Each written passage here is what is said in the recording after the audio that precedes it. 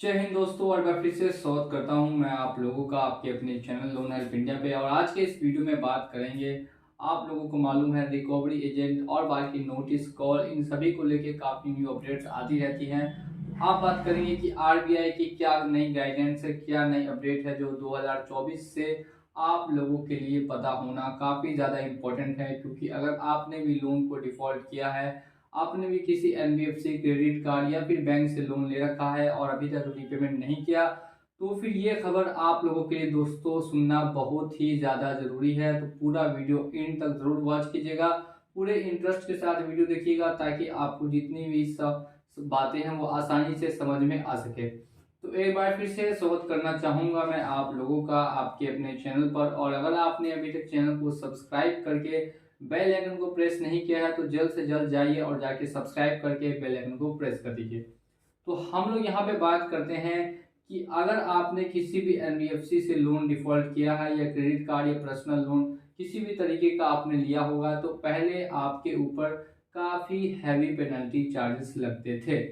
जी हाँ दोस्तों, आप लोगों को मालूम होना चाहिए कि जो आपका लोन का अमाउंट था, अगर 10,000 रुपये है तो उसको 15,000 रुपये, 20,000 रुपये और कुछ एनबीएफसी एप्लीकेशन 30-35 हज़ार रुपये तक पहुंचा देती थी, वो भी काफ़ी कम समय में, काफ़ी आसानी से।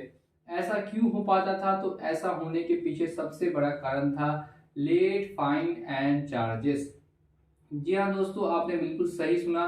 लेट फाइन एंड चार्जेस इतनी ज़्यादा लगाई जाती थी कि आपका जो अमाउंट है वो काफ़ी तेज़ी से बढ़ जाता था। अब लेकिन ऐसा 2024 से नहीं होगा। आपके ऊपर कोई भी लेट फाइन एंड चार्जेस नहीं लगाए जाएंगे कितने भी आप लोन डिफॉल्ट करते हैं।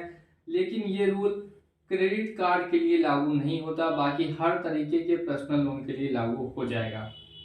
अब क्या होगा? अब जो आपका इंटरेस्ट रेट है, बैंक या एनबीएफसी उसको इंक्रीज कर सकती है। अगर पहले आपका इंटरेस्ट रेट 25% था, तो अब वो 30% पर एनम हो जाएगा। अगर पहले 30% था तो वो अब 40% पर एनम हो जाएगा। यानी कि आपका जो इंटरेस्ट रेट है सिर्फ और सिर्फ बैंक या एनबीएफसी उसी को बढ़ा पाएगी, ना कि आपके ऊपर लेट फाइन और चार्जेस, हैवी पेनल्टी चार्जेस लगा पाएगी। तो इससे आपको क्या होगा कि जितना भी आपका लोन का अमाउंट है, अगर उसमें थोड़ा आप लेट पेमेंट भी करते हैं तो थोड़ा बहुत ही अमाउंट आपको और देना पड़ेगा। पिछली बार की तरह या पहली बार की तरह आपको दोबारा से डबल या ट्रिपल अमाउंट देने की अब ज़रूरत नहीं है।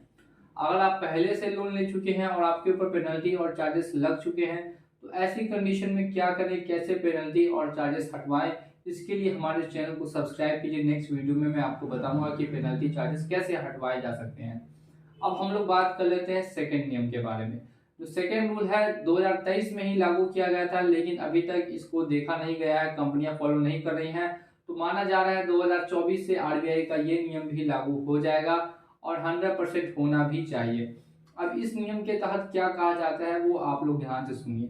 जितनी भी एनबीएफसी एप्लीकेशंस थी वो लोगों के डेटा को स्टोर कर लेती थी, अपने पास जमा कर लेती थी और उसका यूज करके उनको एट लास्ट में ब्लैकमेल करने की काफी यहाँ पे 200 कंप्लेन मिली है।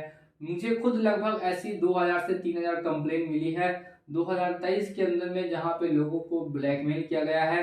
कॉन्टैक्ट लिस्ट के दम पे अगर रीपेमेंट नहीं कर पाते हैं तो फिर कॉन्टैक्ट लिस्ट को कॉल करके उनकी इमेज को खराब करने की कोशिश की जाती है, उनको डीफेम किया जाता है। जितने भी डिफॉल्टर्स हैं सभी के लिए मैं ये बता रहा हूँ। कुछ एप्लीकेशंस ऐसा करती भी हैं और कुछ एप्लीकेशंस ऐसा नहीं भी करती है। 2023 में ये नियम बना था, लेकिन अब 2024 से ये नियम भी दोस्तों लागू हो जाएगा और सभी एनबीएफसी को फॉलो करना होगा। तो इससे क्या आपके ऊपर प्रभाव पड़ेगा कि कोई भी कंपनी अब आपके कॉन्टैक्ट लिस्ट पर डायरेक्टली कॉल या मैसेज नहीं कर सकती है। अगर आपकी परमिशन मिलेगी उसके बाद ही वो किसी और नंबर पे कॉल कर सकते हैं, अदरवाइज नहीं कर सकते हैं। अब यहाँ पे आप लोगों के लिए दो मैंने खबर बता दी। अभी तक अगर आपने वीडियो को लाइक नहीं किया तो वीडियो को आप लोगों को लाइक जरूर से जरूर करना चाहिए। और अगर चैनल को सब्सक्राइब नहीं किया तो चैनल को सब्सक्राइब कर दीजिए ऐसी इन्फॉर्मेशन वाली वीडियोस के लिए।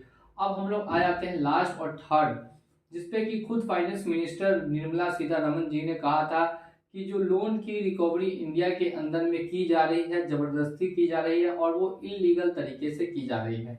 ये जो रिकवरी एजेंट्स का कॉन्सेप्ट है इसमें काफ़ी गाइडलाइंस बनी थी 2023 में, लेकिन एक को भी फॉलो करती हुई नहीं दिखाई दे रही है। एनबीएफसी एप्लीकेशन हो या बैंक हो या फिर क्रेडिट कार्ड का पर्सनल लोन हो, कोई भी इसको अब पूरी तरीके से फॉलो नहीं कर रहा है।